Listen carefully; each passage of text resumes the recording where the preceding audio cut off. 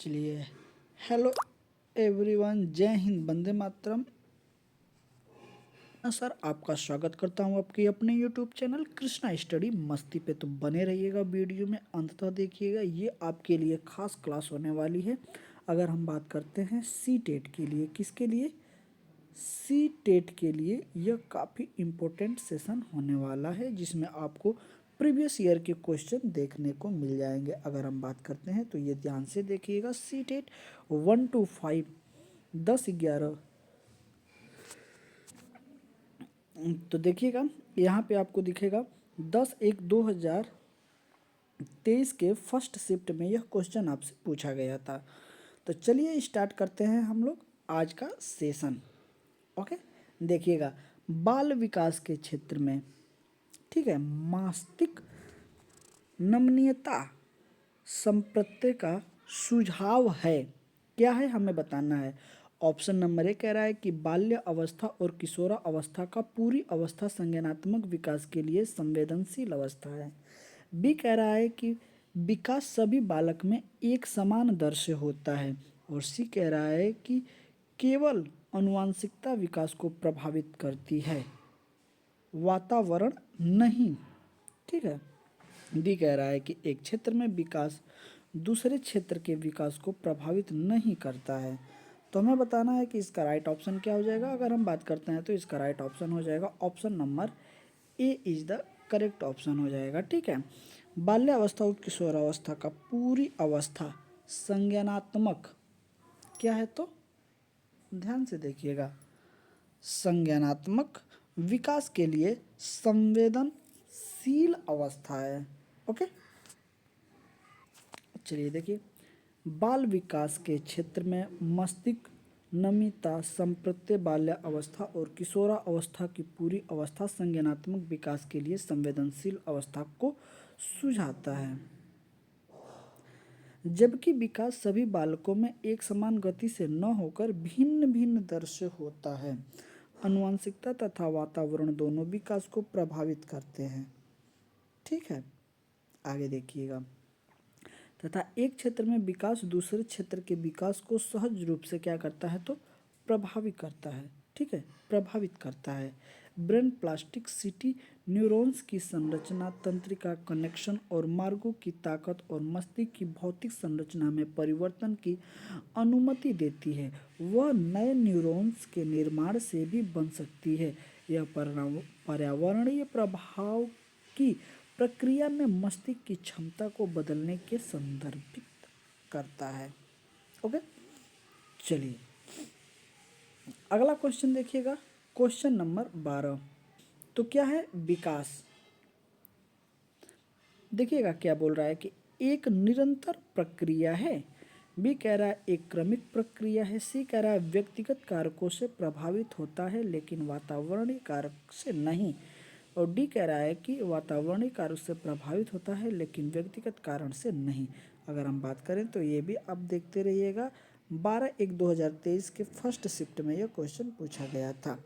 तो इसका right option हो जाएगा option number B is the correct option. विकास क्या होता है, एक क्रमिक प्रक्रिया होता है। ठीक है, और यह अनिरंतर नहीं चलता है, निरंतर चलता है। ठीक है, जन्म से लेकर गर्भावस्था से लेकर जब तक आप की मृत्यु नहीं हो जाती है तब तक विकास क्या होता है, अलग अलग चरणों में निरंतर चलता रहता है। ठीक है, तो अनिरंतर दिया है। अगर ये निरंतर होता तो ये भी क्वेश्चन, ये भी ऑप्शन सही होता, लेकिन ये गलत हो जाएगा। तो विकास कैसा है, तो एक क्रमिक प्रक्रिया है। ठीक है, देखिएगा, देखिएगा, मानव विकास का सामान्य अर्थ व्यक्ति के महत्व संपूर्ण व्यक्तित्व में आय के साथ आय परिवर्तन से है। आयु के साथ जो आय परिवर्तन होता है, जो भी परिवर्तन आप में देखे जाते हैं, उस सब से विकास से ही है। ठीक है, कभी कभी अभिवृद्धि और समा विकास दोनों को पर्याय मान लिया जाता है, लेकिन इनमें अंतर होता है। किसको, अभिवृद्धि, मतलब वृद्धि और विकास समान नहीं है, एक ही सिक्के के दो पहलू हैं। ठीक है, अभिवृद्धि को मानव के कोशिकीय वृद्धि से संदर्भ में समझा जाता है। तो वृद्धि क्या होती है, आपके शरीर में जो विकास होगा। ठीक है, और विकास क्या होता है, तो विकास जो होता है आपके व्यक्तित्व में जो परिवर्तन होता है उसे विकास कहते हैं। ठीक है, वही विकास का संदर्भ अभिवृद्धि के साथ मानव के संपूर्ण पक्ष वृद्धि से है। ठीक है, ईरा जी गॉर्डन ने क्या बोला है कि विकास एक ऐसी प्रक्रिया है जो व्यक्ति को जन्म से लेकर उस समय तक चलती है जबकि वह पूर्ण विकास को प्राप्त नहीं कर लेता। ठीक है, और इसकी अगर हम बात करते हैं तो कुछ इसकी विशेषताएं हैं, जो आप विशेषता देखिएगा कौन कौन सी है। पहले नंबर की अगर हम बात करते हैं तो विकास एक क्या है, तो क्रमिक प्रक्रिया है। विकास एक निश्चित ठीक है प्रणाली में होता है। विकास एक निश्चित प्रक्रिया की ओर होता है। ठीक है, विकास अविराम गति से होता है, मतलब इसकी गति बराबर चलती रहती है। विकास की गति में अवैक्तिक विषय विषमताएं पाई जाती हैं। विकास के संदर्भ में अनेक गुण सहसंबंधित होते हैं। विकास के संदर्भ में भविष्यवाणी करना संभव है। अगर जैसे जैसे विकास होता है उस हिसाब से हम बच्चे को देख के उसकी भविष्यवाणी कर सकते हैं कि बच्चा आगे चल के क्या कर सकता है, और लगभग 80% कितना 80% यह भविष्यवाणी क्या होती है, सही होती है। ठीक है, चलिए देखिएगा क्वेश्चन नंबर 13 कि निम्नलिखित में कौन सा क्षेत्र बाल विकास का है। ऑप्शन नंबर ए कह रहा है कि एकिक और अवैज्ञानिक, बी कह रहा है निर्धारित और स्थिर, सी कह रहा है अंतर विषयात्मक और गतिशील, डी कह रहा है कि स्पष्ट और प्राचीन। अगर हम बात करते हैं तो इसका राइट ऑप्शन हो जाएगा option number C is the correct option, अंतर विषयात्मक और गतिशील। ठीक है, देखिएगा विकास एक सार्वभौमिक प्रक्रिया है। तो विकास एक कैसी प्रक्रिया है, सार्वभौमिक प्रक्रिया है। ठीक है, विकास की प्रक्रिया गर्भाधारण से लेकर जीवन पर्यंत तक किसी न किसी रूप में चलती रहती है। इसकी गति कभी तीव्र होती है, कभी मंद होती है। ठीक है, बाल विकास के अंतर्गत बालक के जन्म के बाद किशोर अवस्था तक अनेक महत्वपूर्ण शारीरिक एवं मानसिक परिवर्तन बालक के व्यक्तित्व को स्वरूप प्रदान करने में सभी परिवर्तन व्यवस्थित एवं समानुपात में होते हैं। इस तरह होने वाले एक परिवर्तन पिछले परिवर्तन पर निर्भर करता है। किसके, गैसल के अनुसार देखिएगा विकास मात्र प्रत्यय या साधारण नहीं है। विकास का निरीक्षण किया जा सकता है, मूल्यांकन किया जा सकता है तथा मापा जा सकता है। ठीक है, बाल विकास का क्षेत्र वर्तमान समय में व्यापक तथ्यों को समाहित किए हुए है तथा इसके अंतर्गत किसी एक तथ्य पर विचार नहीं किया जाना वरन बालक के संपूर्ण विकास पर विचार किया जाता है। शारीरिक, मानसिक, संवेगात्मक, सामाजिक, चारित्रिक, भाषा, रचनात्मक, सौंदर्य संबंधित अंतर विषयात्मक और गतिशील क्षेत्र बाल विकास के अंतर्गत आते हैं। चलिए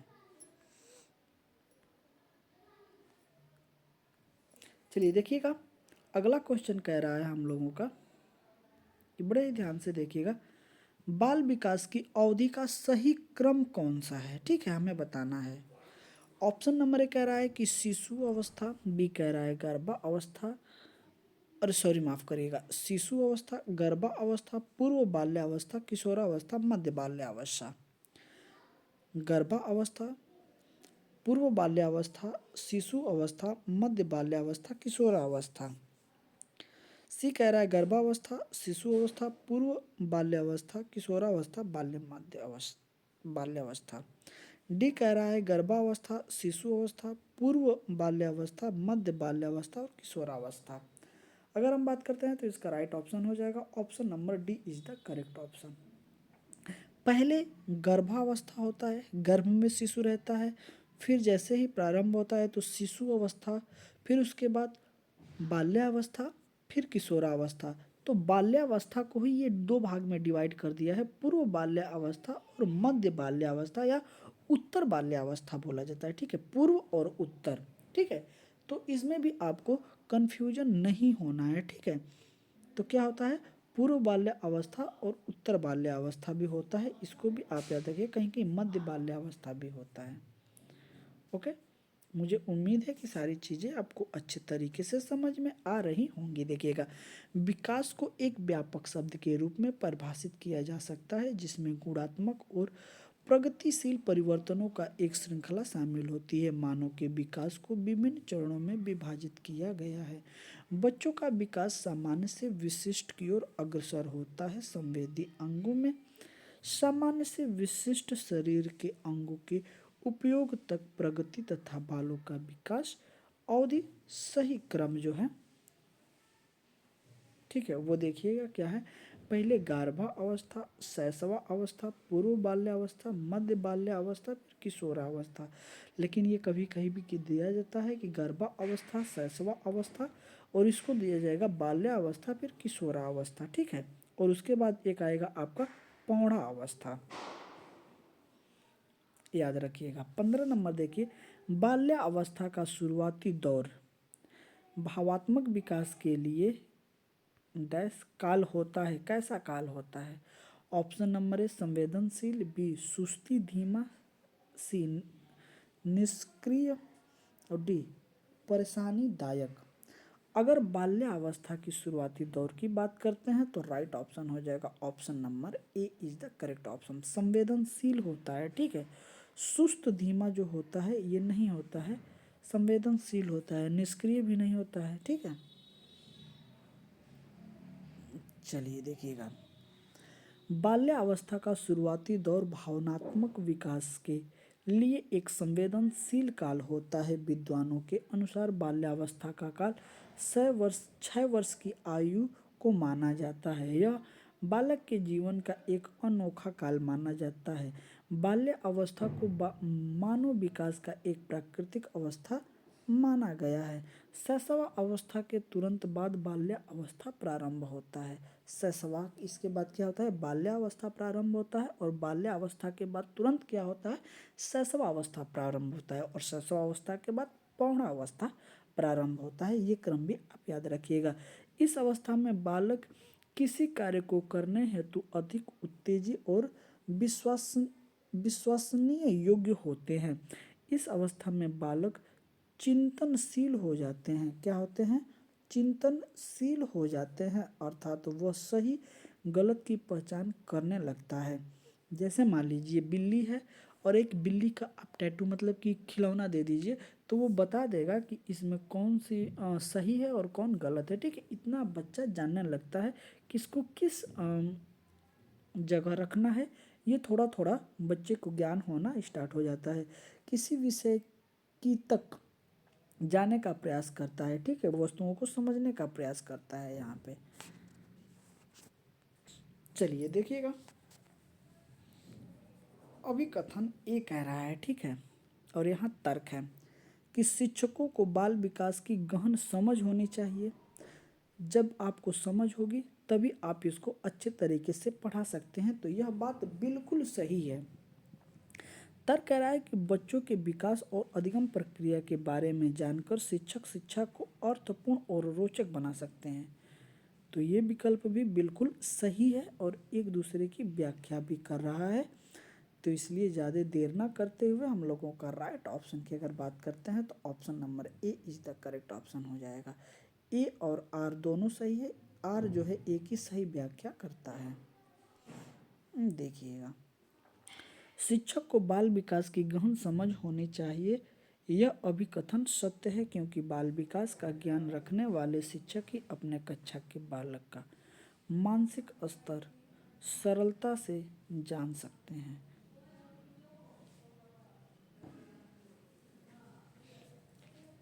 और शिक्षा को अर्थपूर्ण और रोचक बना सकते हैं। यह तर्क सही है। कथन और कारक दोनों सही है, और आर जो है एक ही सही व्याख्या करता है। आगे देखिएगा, निम्नलिखित में कौन सकल मोटर स्किल क्या है? ग्रास मोटर स्किल का उदाहरण है, हमें बताना है।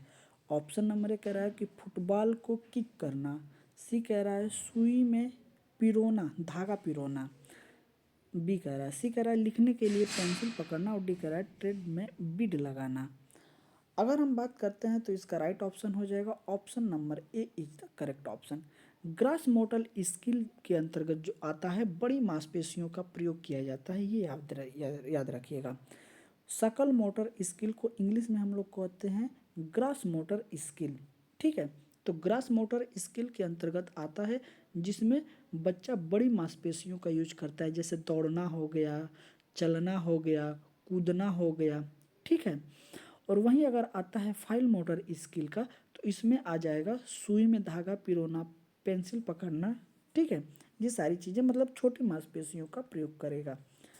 चलिए देखिए, फुटबॉल को लात मारने सकल गति कौशल का उदाहरण है, जबकि सुई पिरोना, लिखने के लिए पेंसिल पकड़ना, मनके को धागे में पिरोना सूक्ष्म गति कौशल का उदाहरण है। यही मैं आपको समझा रहा था और यही सारी चीज़ें आपको यहाँ पे भी दी गई है।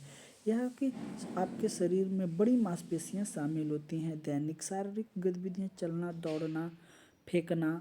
ठीक है, और वहीं अगर सूक्ष्म गति की बात करते हैं तो इसमें छोटी मांसपेशियाँ प्रयोग में ली जाती हैं। ठीक है, किसी चीज़ को पकड़ना, हाथ से लिखना, कलाई से या उंगलियों को फेरना, तो ये सारी चीज़ें किस में आएगा, फाइल मोटर स्किल के अंतर्गत आता है। तो सीधा सीधा याद रखिएगा, जब ग्रास मोटर स्किल होगा तो इसमें बड़ी मांसपेशियों का प्रयोग किया जाता है, और जब फाइल मोटर स्किल होगा तो इसमें छोटी मांसपेशियों का यूज किया जाता है। देखिएगा, अगला क्वेश्चन हम लोगों का है कि बौद्धिक क्षमताएं जैसे कि कल्पना, समालोचनात्मक सोच और परासंज्ञान की चर्चा परोक्ष रूप से विकास के खाली स्थान के क्षेत्र के अंतर्गत आता है। हमें बताना है किस क्षेत्र के अंतर्गत आता है। ऑप्शन नंबर ए कह रहा है कि सामाजिक, बी कह रहा है शारीरिक, सी कह रहा है नैतिक और डी कह रहा है संज्ञानात्मक। अगर हम बात करते हैं तो किसके अंतर्गत आता है, तो ये संज्ञानात्मक के अंतर्गत आता है। ठीक है, option number D is the correct option हो जाएगा। आगे देखिएगा, बौद्धिक क्षमताएं जैसे कि कल्पना, समालोचनात्मक चिंतन, सोच, परासंज्ञान की चर्चा परोक्ष रूप से विकसित विकास के संज्ञानात्मक क्षेत्र के अंतर्गत आता है। संज्ञानात्मक क्षेत्र क्या होता है इसके बारे में देखिएगा। विकास का संज्ञानात्मक क्षेत्र जानकारी को मानसिक रूप से संसाधित करने की क्षमता को संदर्भित करता है। यह मनोविज्ञान की वह शाखा है जिसके अंतर्गत व्यक्ति की स्मरण क्षमता, निर्णय क्षमता, समस्या समाधान कौशल, बुद्धि क्षमता और व्यवहार परिवर्तन आदि का अध्ययन किया जाता है। इसमें व्यक्ति के आंतरिक मन में चलने वाली विचारों का पता लगाया जाता है। ओके, चलिए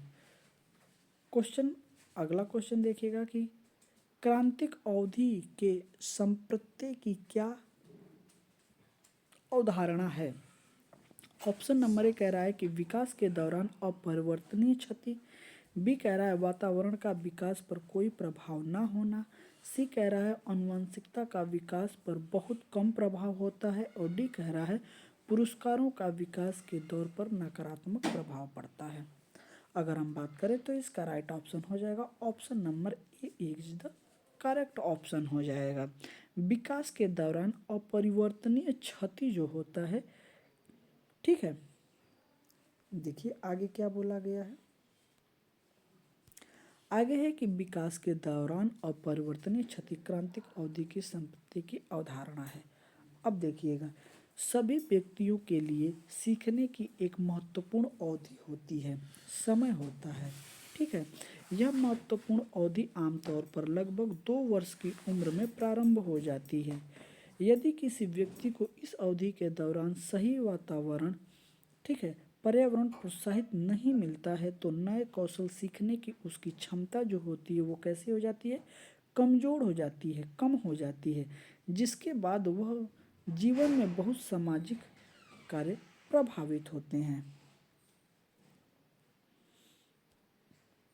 स्थूल गद्यात्मक कौशल का उदाहरण है। ठीक है, यहाँ पे देखिएगा, ग्रास मोटर स्किल, भागना, पकड़ना, आड़ी तिरछी रेखा खींचना, निचोड़ना। तो तो option number A is the correct option. जैसे हमने आपको बता दिया है कि ग्रास मोटर स्किल के अंतर्गत बड़ी मांसपेशियों का यूज किया जाता है। चलिए, स्थूल गद्यात्मक कौशल वे बड़ी गतिविधियों व क्रियाएं हैं जो शिशु अपनी भुजाओं, पैरों, पूरे शरीर के जरिए करते हैं। घुटनों के बल चलना, खड़े होकर चलना, दौड़ना, कूदना, भागना स्थूल गति कौशल के उदाहरण हैं, जबकि सूक्ष्म गद्यात्मक कौशल वे छोटी गतिविधियां व क्रियाएं हैं जो शिशु अपनी छोटी मांसपेशियों के जरिए करते हैं। कलाई पैर की उंगलियां, किसी चीज को पकड़ना या उठाना, लिखना, सुई में धागा पिरोना आदि इसके उदाहरण है। कौन से? तो छोटी मांसपेशियों का यूज होता है तो फाइन मोटर स्किल होता है।